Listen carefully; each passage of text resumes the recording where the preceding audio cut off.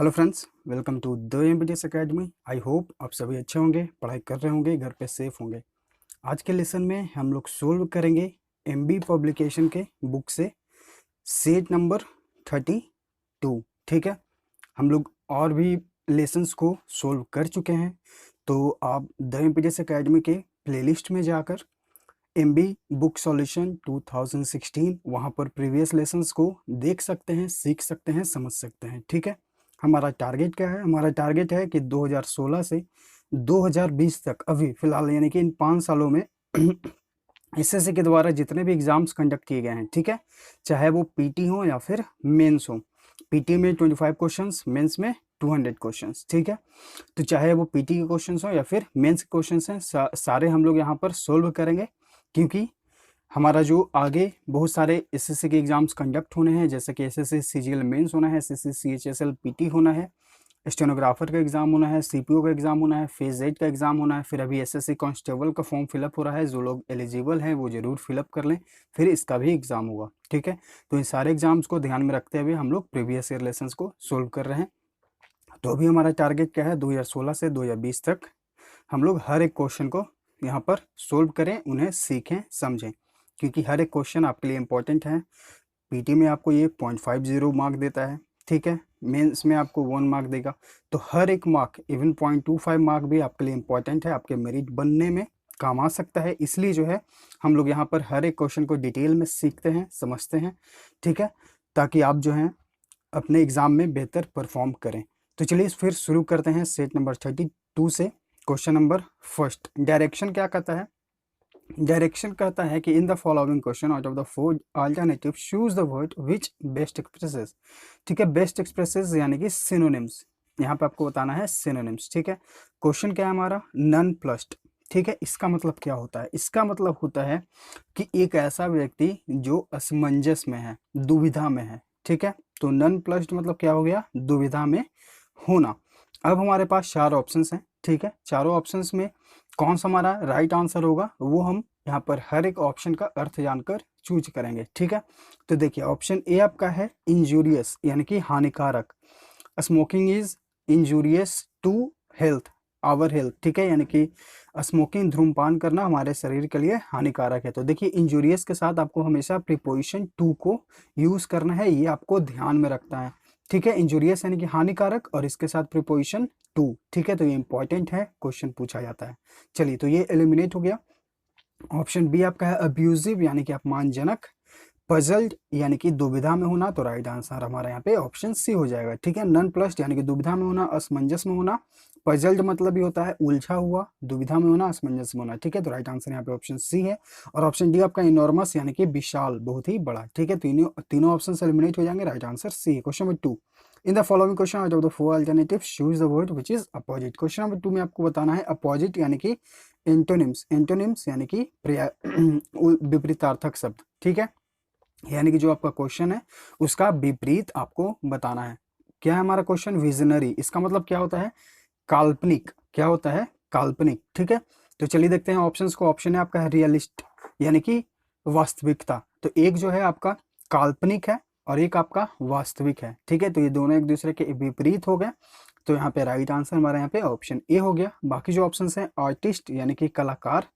ठीक है, आइडियलिस्ट मतलब क्या होता है? आइडियलिस्ट मतलब होता है आदर्शवादी, और सोशलिस्ट मतलब क्या होता है? समाजवादी। ठीक है, तो ये तीनों ऑप्शन एलिमिनेट, राइट आंसर यहाँ पे ऑप्शन ए है।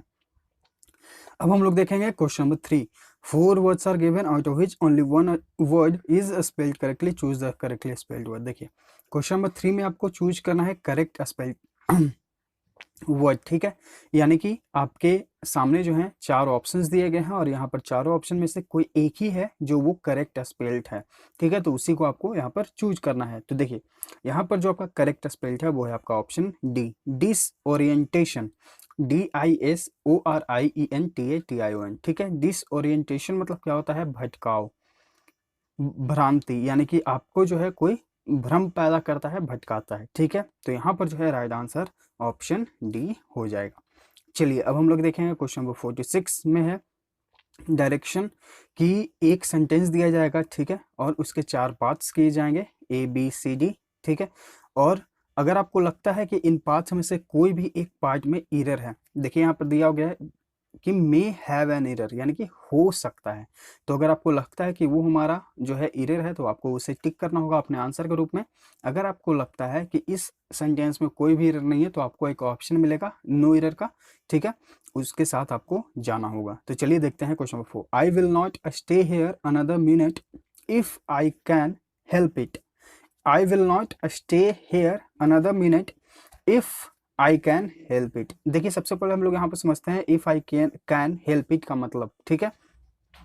ये जो वर्ड आपका यूज हुआ है, ये जो आपका वर्ड यूज हुआ है, इसका मतलब होता है किसी चीज को अवॉइड करना। क्या होता है? अवॉइड करना किसी चीज को, रिफ्रेन, यानी कि आप उससे बच रहे हैं, ठीक है। आई will not stay here from another minute, मतलब कि मैं यहाँ पर अब एक और मिनट ज्यादा नहीं रुक सकता हूँ, ठीक है। तो यहाँ पर इस सेंटेंस में कोई भी एरर नहीं है, आपको जाना होगा ऑप्शन डी के साथ, ठीक है। तो यहाँ पर हम लोग क्या सीखें? If I can help it, इसका मतलब होता है अवॉइड। ये कब यूज किया जाता है? जब आपका सेंटेंस जो स्टार्ट होता है वो नेगेटिव सेंस में बनता है। तो देखिए यहाँ पे नॉट का यूज हुआ है, यानी कि हमारा जो सेंटेंस बन रहा है वो नेगेटिव से शुरू हुआ है, ठीक है। Question number 5। Roger dressed in his vest shirt silver tie and black jacket. देखिए ड्रेस के साथ जो है प्रीपोजिशन जो है इनका यूज होता है, तो यहाँ पर कोई दिक्कत नहीं है प्रीपोजिशन वाले सेक्शन में, ठीक है। लेकिन जैसे कि हम लोग आगे बढ़ते हैं, यहाँ पर यूज हुआ है इज का, जबकि ड्रेस्ड इन यानी कि हमारा जो वर्ब है ये जो है ऑलरेडी यूज हो चुका है V2 फॉर्म में, ड्रेस, ड्रेस्ड, ड्रेस्ड, ठीक है। तो यहाँ पर जो ये V2 फॉर्म में यूज हुआ है, ड्रेस का V3 फॉर्म भी जो है ड्रेस्ड ही होता है, लेकिन वो कब यूज होता है? जब आपके यहाँ पे जो है रोजर के साथ जो है हैड का यूज हुआ होता या फिर हैव का यूज हुआ होता, ठीक है, तब ये हमारा V3 फॉर्म में होता। चूंकि रोजर के बाद तुरंत ड्रेस्ड का यूज हुआ है, यानी कि सब्जेक्ट प्लस वर्ब का सेकंड फॉर्म, यानी कि V2 फॉर्म में, ठीक है। तो देखिए रोजर ड्रेस्ड इन, यहाँ तक कोई दिक्कत नहीं है, लेकिन इसके बाद जैसे ही हम लोग आगे बढ़ते हैं, यहाँ पे यूज हुआ है इसका, यानी कि दूसरा वर्ब यहाँ पर यूज हुआ है, हेल्पिंग वर्ब, जो कि यहाँ पर जरूरत नहीं है। तो इसके जगह जो है हम लोग यूज करेंगे हिज का, ठीक है। Roger dressed in his best shirt, यानी कि रोजर ने जो है अपना सबसे बेस्ट शर्ट पहना, सिल्वर टाई पहनी और ब्लैक जैकेट पहना, ठीक है। तो यहाँ पर हिज मतलब कि उसका फेवरेट शर्ट या फिर उसका बेस्ट शर्ट, ठीक है। तो यहाँ पर जो है ईच के जगह में क्या यूज करना होगा? हिज का यूज करना होगा। ऑप्शन बी में आपका यहाँ पे एरर हो जाएगा। Question number 6। They are looking forward to meet their parents, ठीक है। तो ये आपको हमेशा याद रखना है, ठीक है। लुक फॉरवर्ड के बाद जो है उसके बाद जो भी आपका वर्ब आएगा, ठीक है, उसको आपको रखना है V4 फॉर्म में, ठीक है। तो यहाँ पर जो एरर है वो आपका ऑप्शन बी हो जाएगा। टू मीट की जगह क्या यूज करना है? आपको मीटिंग का यूज करना है, ठीक है। तो ऑप्शन बी में है यहाँ पे एरर हो जाएगा। मीट की जगह क्या करना होगा? मीटिंग, V4 फॉर्म में। चलिए क्वेश्चन नंबर 7 to 9 देखते हैं। क्वेश्चन नंबर 7 to 9 में आपको है फिल इन द ब्लैंक, ठीक है। एक सेंटेंस है, उसका एक पार्ट मिसिंग है यहाँ पे, और उसे क्या करना है? आपको कंप्लीट करना है अपने चारों ऑप्शन में से कोई एक एप्रोप्रिएट ऑप्शन चूज करके। तो देखिए क्वेश्चन नंबर 7 क्या है? You are fill in the blank common sense, ठीक है। तो लैक जो ऑप्शन ए है हमारा, इसका मतलब होता है अभाव, ठीक है। ऑप्शन बी आपका है डिवॉइड, मतलब होता है वंचित, ठीक है। ऑप्शन सी भी है आपका डिवॉइड, और ऑप्शन डी आपका है डल ऑन, यानी कि सुस्त, ठीक है। तो यहाँ पर जो हमारा राइट आंसर है वो है हमारा ऑप्शन सी। डिवॉइड मतलब क्या होता है? वंचित होना, यानी कि तुम जो हो अपने कॉमन सेंस से वंचित हो, ठीक है। तो यहाँ पर जो है हमारा राइट आंसर ऑप्शन सी हो जाएगा। अब लेकिन हमें यहाँ पर एक चीज ये गौर करना है कि डिवॉइड के साथ जो है हमें प्रीपोजिशन कौन सा यूज करना होगा, ठीक है। तो देखिए डिवॉइड के साथ जो है हमेशा आपको प्रीपोजिशन यूज करना होता है ऑफ का, ठीक है। डिवॉइड के साथ आपको क्या प्रीपोजिशन यूज करना होता है? ऑफ का। इसलिए जो है हमारा यहाँ पे राइट आंसर है। जबकि यहाँ पर ऑप्शन बी में हम देख रहे हैं कि डिवॉइड के साथ प्रीपोजिशन इन का यूज किया गया है, ठीक है। तो यहाँ पर जो है ये ऑप्शन एलिमिनेट हो जाएगा। आपको ध्यान रखना है कि डिवॉइड के साथ प्रीपोजिशन ऑफ का यूज करें। Question number 8। He ran so fast fill in the blank, तो सो के बाद हमारा जो सेंटेंस आगे का बनता है वो बनता है डैट के साथ, ठीक है। तो यहाँ देखिए ऑप्शन सी एलिमिनेट हो जाएगा, ऑप्शन बी आपका एलिमिनेट हो जाएगा, ऑप्शन डी और ऑप्शन ए हमारा बच रहा है डैट वाला ऑप्शन, ठीक है। तो हमारा चूंकि देख रहे हैं कि ही रैन है यानी कि V2 फॉर्म में है, यानी कि पास्ट में है, ठीक है। तो पास्ट में है तो आगे आने वाला सेंटेंस भी हमारा पास्ट में ही बनेगा, इसलिए जो है हमारा यहाँ पे राइट आंसर ऑप्शन ए हो जाएगा, डैट ही फेल, ठीक है। यहाँ पर जो है इस का यूज हुआ है, यानी कि हमारा जो सेंटेंस है आगे वाला वो प्रेजेंट में है, तो ये एलिमिनेट हो जाएगा। राइट आंसर हमारा यहाँ पे ऑप्शन ए है, he ran so fast that he fell. तो सो के बाद आपको क्या यूज करना है, डैट का, ये आपको याद रखना है, ठीक है। चलिए देखते हैं question number 9, the doctor has been fill in the blank to attend to an urgent case. तो यहाँ पर जो है ऑप्शंस क्या क्या है, कॉल्ड यानी कि बुलाया जाना, ऑप्शन बी आपका है कॉल इन यानी कि निमंत्रण दिया जाना, कॉल्ड बाय किसी के द्वारा बुलाया जाना, और कॉल ओवर मतलब क्या होता है, कॉल ओवर मतलब होता है तेज आवाज में पढ़ना, ठीक है। तो यहाँ पर जो है हमारा राइट आंसर ऑप्शन बी हो जाएगा, ठीक है। कॉल इन मतलब कि आमंत्रित किया जाना, उन्हें बुलावा भेजना, ठीक है। तो doctor has been called in to attend to an urgent case, यानी कि डॉक्टर को बुलावा भेजा गया एक अर्जेंट केस को अटेंड करने के लिए, ठीक है। तो कॉल इन बुलावा भेजना, ठीक है। तो ऑप्शन बी हमारा यहाँ पे राइट आंसर हो जाएगा। अब हम लोग देखेंगे क्वेश्चन नंबर 10 to 12 में आपका है आइडम एंड फ्रेजेस यानी कि आईपी, ठीक है। Question number 10, to nip in the bud, इसका मतलब क्या होता है, शुरुआत में ही किसी काम को करने से रोक देना, ठीक है। जैसे कि अब मान लीजिए कि आपको पढ़ना है A to Z, लेकिन किसी ने जो है आपको ए पढ़ते पढ़ते ही आपको रोक दिया, यानी कि आपके स्टार्टिंग को ही रोक दिया, ठीक है। तो इसे ही बोला जाता है टू निप इन द बड। तो राइट आंसर जो है हमारा यहाँ पे ऑप्शन ए हो जाएगा, to stop something at the start, यानी कि शुरुआत में ही किसी काम को रोक देना। बाकी जो ऑप्शन है, ऑप्शन बी आपका है टू ट्रिम द फ्लावर्स, यानी कि काट छाट करना, फ्लावर्स को ट्रिम मतलब काट छाट, प्लक यानी कि तोड़ना, स्टील यानी कि चुराना, ठीक है। तीनों option eliminate, right answer A है। Question number 11, to put a spoke in one's wheel, ठीक है। तो इसका मतलब क्या होता है, किसी काम को करने में बाधित करना। तो यहाँ पर जो है राइट आंसर हमारा यहाँ पे ऑप्शन बी हो जाएगा, हिंडर यानी कि बाधा पहुंचाना, बाधित करना, ठीक है। तो यहाँ पर किसी काम को करने से रोकना, बाधित पहुंचाना। अब हमारे पास बाकी जो ऑप्शन हैं, टू रिपेयर यानी कि मरम्मत करना, ट्रिप या राइडर, ये भी ऑप्शन एलिमिनेट, और ऑप्शन डी आपका है to add an extra wheel. तो ये चारों ऑप्शन जो हैं एलिमिनेट हो जाएंगे, सॉरी तीनों ऑप्शन से एलिमिनेट हो जाएंगे। राइट आंसर आपका जो हो गया वो था option B. Question number 12, to clip one's wings, ठीक है। टू क्लिप वंस विंग्स, इसका मतलब क्या होता है, इसका मतलब होता है कि किसी को उसके पावर से वंचित कर देना, यानी कि उसके पास जो पावर है, शक्ति है, ठीक है, उससे आप क्या कर दिए, उसे वंचित कर दिए। तो यहाँ पर जो राइट आंसर होगा वो होगा आपका ऑप्शन सी, डिप्राइव मतलब क्या होता है, वंचित कर देना। और इसके साथ आपको जो है प्रीपोजिशन भी ध्यान रखना है। तो यहाँ देखिए डिप्राइव के साथ ऑफ का यूज हुआ है, ठीक है। तो ये आपको ध्यान रखना होगा, डिप्राइव के साथ जो है प्रीपोजिशन ऑफ का यूज करना होगा। ऑप्शन सी में हमारा एरर है, सॉरी ऑप्शन सी हमारा जो है वो राइट आंसर है, आईपी यहाँ पे बताना है, ठीक है। इसलिए राइट आंसर सी है, किसी के अधिकार से, शक्ति से वंचित कर देना। बाकी जो ऑप्शंस हैं, to stop one from flying यानी कि उड़ने से रोकना, to trim the lip, trim मतलब काट छाट, जैसा अभी हम पढ़े थे, टू हर्ट अ बर्ड यानी कि किसी चोट पहुंचाना पक्षी को, ठीक है। चलिए अब हम लोग देखते हैं क्वेश्चन नंबर 13 to 15 क्या है, OWS हमें बताना है, one word substitution. Question number 13, an act of travelling from one place to another, यानी कि एक जगह से दूसरे जगह जो है यात्रा करना, उसे क्या कहते हैं, ठीक है। तो ऑप्शंस क्या क्या हैं, ऑप्शन ए आपका है सीरीज यानी कि श्रृंखला, श्रेणी, ऑप्शन बी आपका है जर्नी यानी कि यात्रा। तो राइट आंसर हमारे यहाँ पे ऑप्शन बी हो जाएगा। बाकी जो ऑप्शन हैं, सीक्वेंस यानी कि अनुक्रम, प्रोग्राम मतलब क्या होता है, प्रोग्राम मतलब हो गया कोई कार्यक्रम, ठीक है। चलिए देखते हैं question number 14, the thing no longer in use. ये प्रीवियस लेसन में ये क्वेश्चन ऑलरेडी आ चुका है, आई होप आप अपना राइट आंसर चूज कर चुके होंगे। चलिए हम लोग फिर से यहाँ पर सीखते हैं। The thing no longer in use यानी कि एक ऐसा चीज जो अब यूज में नहीं है, प्रयोग में नहीं है, उसे क्या कहा जाता है। ऑप्शन ए आपका है ऑब्स्टिकल यानी कि बाधा, ऑप्शन सी आपका है ऑब्स्डियन यानी कि एक कांच होता है, ऑप्शन डी आपका ऑब्स्ट्रक्शन, बाधा। देखिए ऑब्स्टेकल और ऑब्स्ट्रक्शन ये दोनों जो हैं, इसका दोनों का मतलब होता है बाधा पहुंचाना, ठीक है, बाधा। और ऑप्शन बी आपका है ऑब्सोलेट यानी कि अप्रचलित, यानी कि अब वो चीज जो है प्रचलन में नहीं है, पुराना हो गया है, ठीक है। तो क्वेश्चन में हमारा यही है कि the thing no longer in use यानी कि अब पुराना हो गया है, वो प्रचलित नहीं है, ठीक है। तो राइट आंसर हमारा यहाँ पे ऑप्शन बी हो जाएगा। Question number 15, miss appropriation of money यानी कि पैसों का गबन, ठीक है, क्या कहलाता है, तो उस कहलाता है इम्बेजलमेंट। इम्बेजलमेंट मतलब होता है गबन करना, ठीक है। तो राइट आंसर जो है हमारा यहाँ पे ऑप्शन ए हो जाएगा। बाकी जो ऑप्शंस हैं, रॉबरी यानी कि डकैती, थेफ्ट यानी कि चोरी, फ्रॉड यानी कि धोखेबाजी, ठीक है। तीनों ऑप्शन एलिमिनेट, राइट आंसर हमारा यहाँ पे ऑप्शन ए है। आप लोग हमारा टेलीग्राम चैनल द इम्पीडियस एकेडमी जरूर ज्वाइन कर लीजिए। डिस्क्रिप्शन बॉक्स में उसका लिंक दे दिया गया है, फिर आप टेलीग्राम चैनल डाउनलोड करके उसमें सर्च करेंगे तो आपको मिल जाएगा, ठीक है। आपको वहाँ पर डेली क्विजेस होते रहते हैं, फिर आपको एग्जाम के समय जीएस के इंपॉर्टेंट टॉपिक शेयर किए जाते हैं, इंग्लिश के मॉक टेस्ट वहाँ पर पीडीएफ में दिए जाते हैं, फिर उसका सॉल्यूशन यूट्यूब पर मिलता है, ठीक है।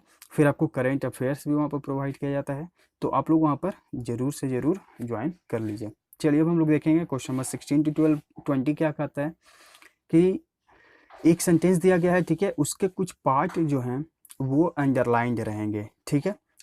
उस अंडरलाइन सेक्शन में अगर आपको लगता है कि कोई इम्प्रूवमेंट यानी कि सुधार की ज़रूरत है तो आप उसे सुधारें, अगर आपको लगता है कि कोई सुधार की ज़रूरत नहीं है तो आपको एक ऑप्शन मिलेगा नो इम्प्रूवमेंट का, आपको उसके साथ जाना होगा। तो चलिए देखते हैं क्वेश्चन नंबर 16 को। The vice chancellor congratulated the blind student for his success in the examination. For his, ये आपका अंडरलाइन सेक्शन है।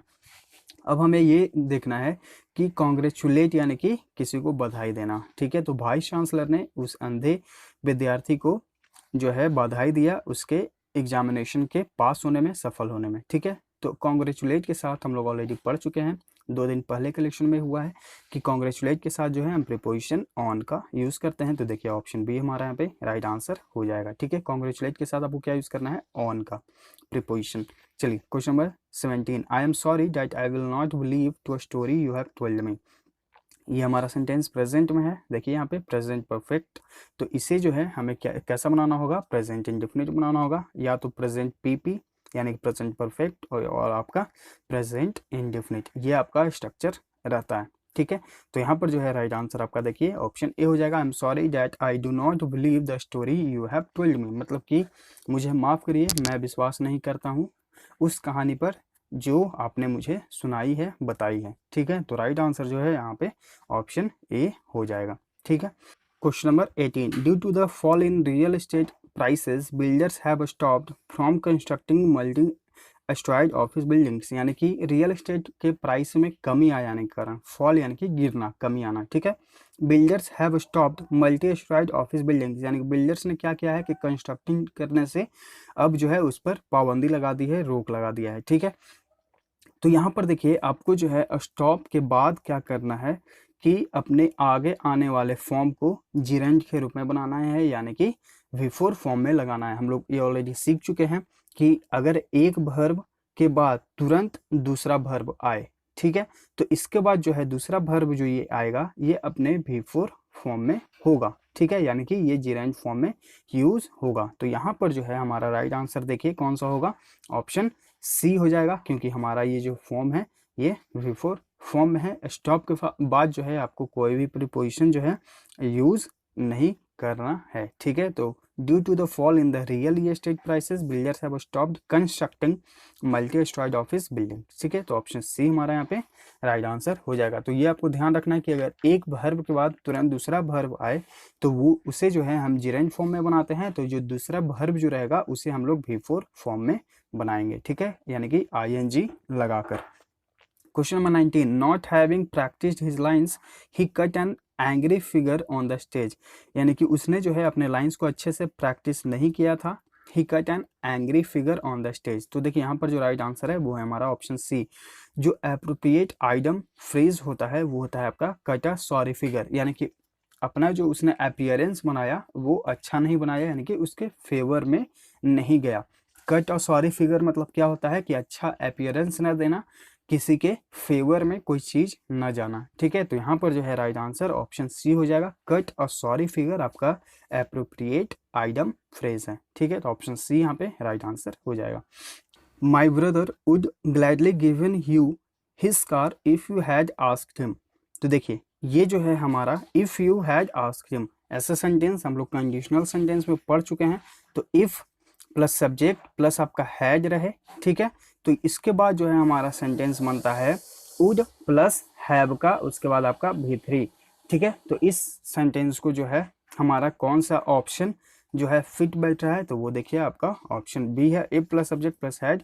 ठीक है, तो उसके बाद जो है आपका बनेगा subject plus would plus have plus V3।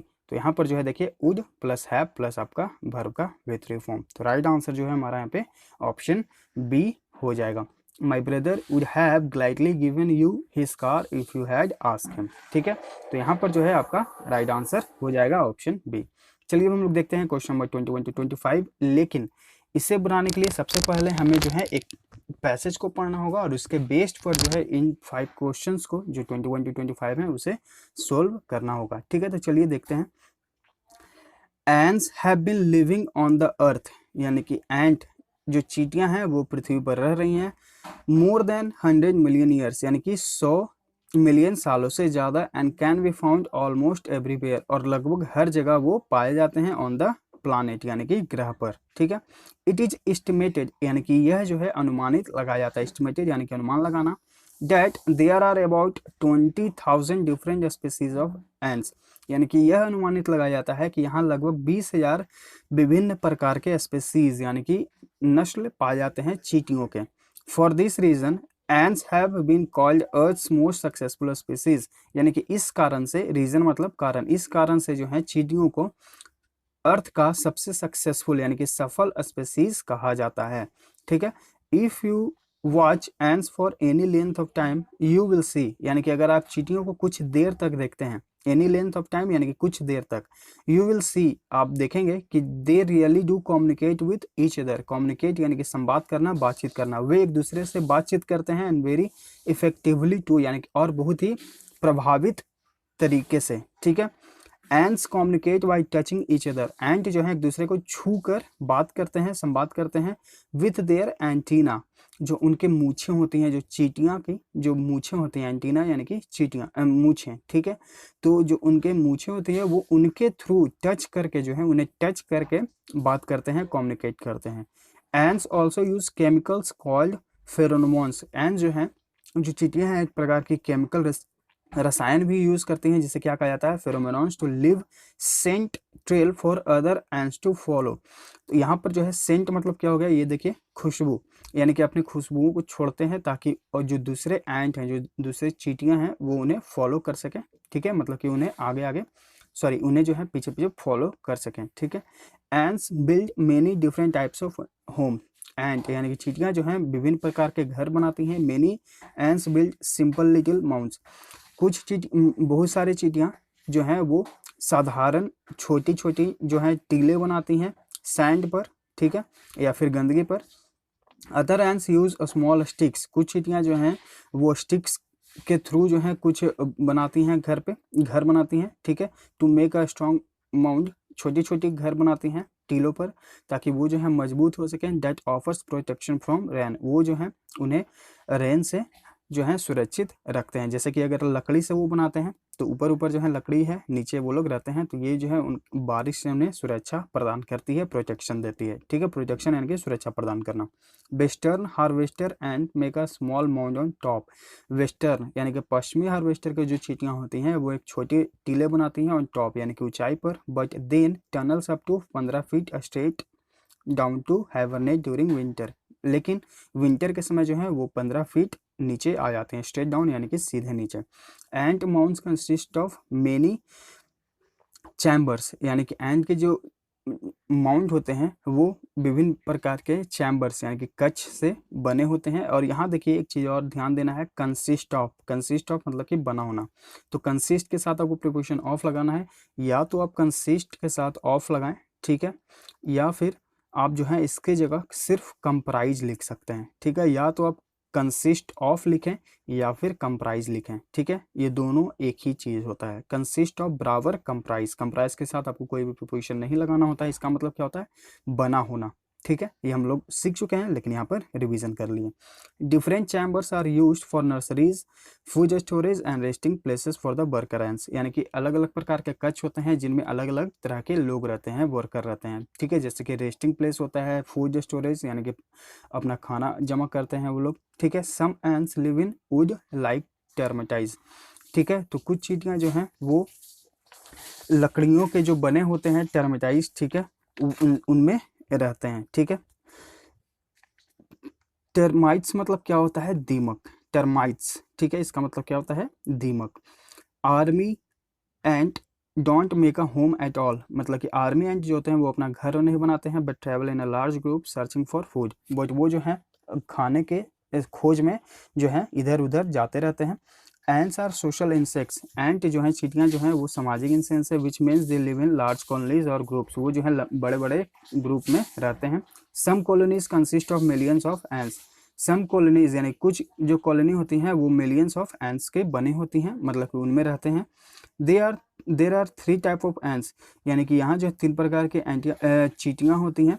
The queen, the sterile female worker and the male, एक क्वीन होती हैं, एक मेल और एक स्टेराइल फीमेल वर्कर, ठीक है। The male ants only serve one purpose to mate with future queen ants, जो male ant होता है उसका एक ही पर्पस होता है कि वो सर्व करें फ्यूचर क्वीन को। And do not live very long, और वो जो है ज़्यादा लंबा समय नहीं जीते हैं। The queen grows to adulthood, जो क्वीन होती हैं वो बड़ी होती हैं, mate and then spend rest of her life laying eggs, और वो जो है बड़ी होकर फिर जैसे जैसे उनका आगे बढ़ती जाती हैं वो जो है अंडे देते जाती हैं, ठीक है। और कॉलोनी में हैव ओनली वन क्वीन, एक कॉलोनी में सिर्फ एक रानी होती है। और there may be many queens depending on the species, और अलग अलग प्रकार की बहुत सारी क्वींस हो सकती हैं, वो हर प्रकार के नस्ल पर डिपेंड करता है, निर्भर करता है। तो देखिए यहाँ पर डिपेंड के साथ जो है प्रीपोजिशन ऑन का यूज़ करना है, आप इसके साथ अपॉन का भी यूज़ कर सकते हैं, ठीक है। तो डिपेंड ऑन या अपॉन मतलब निर्भर करना। Ends go through 4 stages of development, and जो है वो 4 प्रकार के डेवलपमेंट से गुजरती हैं, एग, लावा, पूपा और एडल्ट, ठीक है। तो ये उनके अलग अलग प्रकार हैं। चलिए अब हम लोग देखते हैं इसके बेस्ड पर 5 questions. Why are ants called the earth's most successful species, ants को दुनिया का अर्थ यानी कि पृथ्वी का सबसे सफल स्पीसीज क्यों कहा जाता है, क्योंकि वो जो है 2000 विभिन्न प्रकार के उनका जो नस्ल है वो यहाँ पर पाई जाती है, जैसे कि हम लोग देखे थे ऊपर के सेंटेंसेस में। तो राइट आंसर जो है हमारा यहाँ पे ऑप्शन डी हो जाएगा। Question number 22, antenna are used by ants to, तो टच कम्युनिकेट करने के लिए बाय टचिंग, ठीक है। तो ऑप्शन बी हमारा यहाँ पे राइट आंसर हो जाएगा। Question number 23, what does the western harvest do in winter, तो वो जो है सीधे नीचे आ जाती हैं, इट हाइबरनेट्स, ठीक है। तो ऑप्शन सी हमारा यहाँ पे राइट आंसर हो जाएगा। Question number 24, what kind of homes do the army of ants building, तो आर्मी के जो आर्मी एंट होती हैं वो किस प्रकार के घरों में रहती हैं, तो हम लोग पढ़े थे कि वो अपना घर नहीं बनाते हैं, वो जो है खाने की खोज में ट्रैवल करते रहते हैं, ठीक है। तो राइट आंसर जो है हमारा यहाँ पे ऑप्शन डी हो जाएगा। Question number 25, what is the purpose of the male ant, तो मेल एंट का क्या पर्पस होता है, तो उनका पर्पस होता है to mate with future queen, यानी कि फ्यूचर क्वीन के साथ जो है एंट के साथ जो है रहना, ठीक है। तो इसका राइट आंसर जो है हमारा 25 का ऑप्शन सी हो जाएगा। तो ये है पूरा सॉल्यूशन सीट नंबर 32 का। आई होप आपको हर एक क्वेश्चन अच्छे से समझ में आ गया होगा, क्योंकि यहाँ पर जो है आपको हर एक क्वेश्चन डिटेल में समझाया जाता है। तो समझाने का तरीका अच्छा लगा तो प्लीज़ लाइक कर दीजिए, अगर आप चैनल पे हैं तो सब्सक्राइब भी कर लीजिएगा, और अपने स्टडी ग्रुप्स में ज़्यादा से ज़्यादा इसे शेयर करिए, ताकि और लोग जो है इसे देखें, समझें, सीखें और हमारे साथ जुड़े। मिलते हैं आगे के लेसन्स में। Thank you.